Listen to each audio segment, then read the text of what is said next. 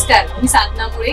मुंबई वचननामामध्ये आपले सहर्ष स्वागत. चला पाहूया आजच्या ठळक बातम्या. भारत मातेच्या रक्षणासाठी सीमेवर लढणाऱ्या वीर जवानांना प्रेरणा देणं आणि शहीद जवानांना श्रद्धांजली अर्पण करण्याच्या उद्देशाने अहमदनगर जिल्ह्यातील कोपरगाव शहरात एक भव्य तिरंगा मशाल रॅलीचे आयोजन करण्यात आले.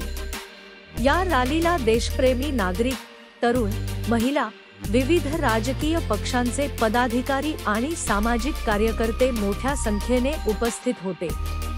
रॅलीची सुरुवात विघ्नेश्वर मंदिरासमोरील भारत मातेच्या पूजनाने झाली. त्यानंतर संध्याकाळी 5 वाजता छत्रपती शिवाजी महाराज स्मारक येथून रॅलीने पुढे मार्गक्रमण केले. यावेळी 260 फूट लांब तिरंगा ध्वज फडकावण्यात आला, जो रॅलीचे मुख्य आकर्षण ठरला. त्याचबरोबर ब्रह्मोस क्षेपणास्त्र आणि मिसाईल प्रणालीच्या प्रतिकृतींनी सर्वांचे लक्ष वेधून घेतलं. रॅलीचा मार्ग महात्मा गांधी चौक, स्वातंत्र्यवीर सावरकर चौक, डॉक्टर CM मेहता कन्या विद्यालय रोड, S.G विद्यालय चौक, आचारी हॉस्पिटल, श्रीराम मंदिर रोड, छत्रपती संभाजी महाराज चौक, धारणगाव रोड असा होता.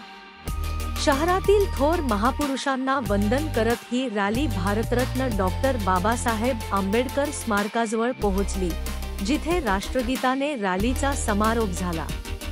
या भव्य रॅलीत आमदार आशुतोष काले, माजी आमदार स्नेहलता कोल्हे यांच्यासह सर्व पक्षांचे मान्यवर सहभागी झाले.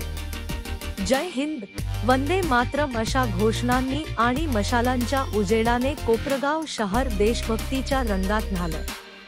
ही रॅली कोपरगावच्या इतिहासातील एक प्रेरणादायी पर्व ठरली आहे. आपल्या मुंबई वचननामा चॅनलला सबस्क्राईब करा आणि बेल आयकॉन दाबायला विसरू नका.